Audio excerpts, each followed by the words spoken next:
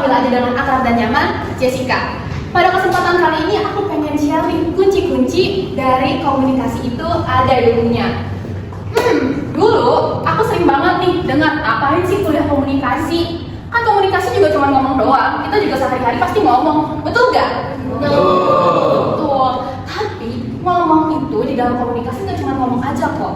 Ngomong aja itu bukan hal yang mungkin jadi yang basic banget, tapi di komunikasi itu ada ilmunya.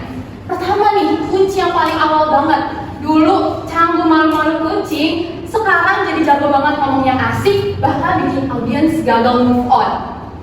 Seperti yang aku sudah searching nih sebelum aku berbicara kepada teman-teman semua, ada survei psikologi, salah satunya di Nature Institution of Mental Health yang berada di Amerika Serikat, mengatakan bahwa 70-75% orang di dunia ini mengalami kecemasan saat berbicara di depan publik. Wah, teman-teman, di situ termasuk gak ya di dalam persenan itu? Termasuk. Betul banget.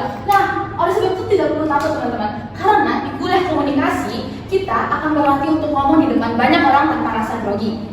Devito, salah satu pakar yang mungkin teman-teman sudah sering dengar, terutama sebagai aku nih, anak komunikasi, mengatakan bahwa dengan banyak berlatih berkomunikasi, banyak berlatih berbicara, kita akan pandai banget untuk berbicara di depan umum tanpa rasa grogi dan dengan percaya diri. Di komunikasi, kamu akan belajar public speaking. Nah, public speaking inilah yang akan membantu kamu menyampaikan ide dengan jelas, enggak bertele-tele, dan tetap membuat orang lain tuh nyimak akan pesan dan kesan yang ingin kamu sampaikan. Bahkan mereka juga bisa gagal move on nih sama kamu sebagai pembicara. Lalu kamu kreatif, tapi bingung gimana caranya jadi cuan. Buat konten seru bisa dimulai dari komunikasi. Anak komunikasi tuh gak cuma belajar teori kok, gak bakal bikin stres itu. Tapi kita juga akan diajarin cara membuat tulisan yang nyambung dengan dunia nyata, mulai dari artikel, press release, sampai konten untuk Instagram atau TikTok atau sosial media lainnya. Di komunikasi, kamu akan belajar menuangkan kreativitas kamu menjadi ide nyata yang tidak hanya seru, tapi juga berbobot. Keren banget gak sih? Kapan lagi mendapatkan kesempatan membuat konten yang seru kalau bukan di komunikasi? Just join sekarang nih.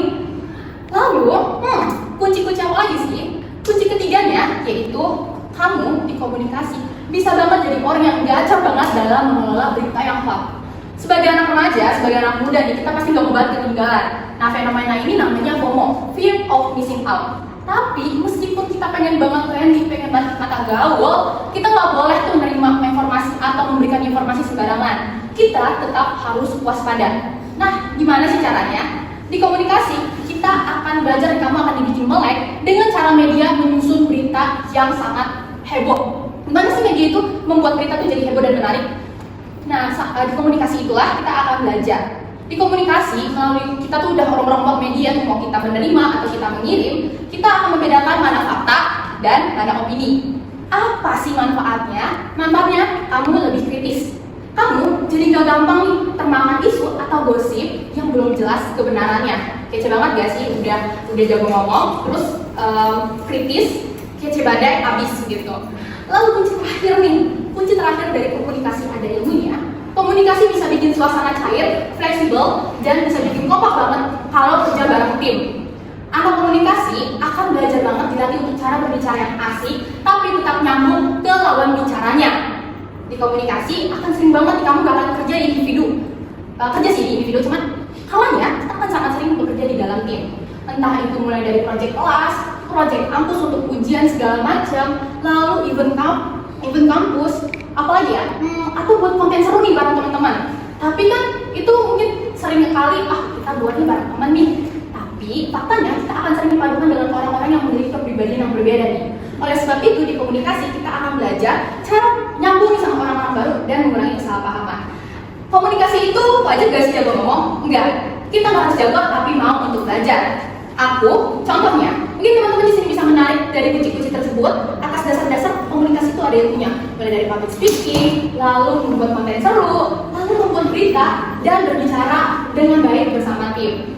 Aku Jessica pamit undur diri, terima kasih banyak atas perhatian teman-teman semua, sampai jumpa dan terima kasih.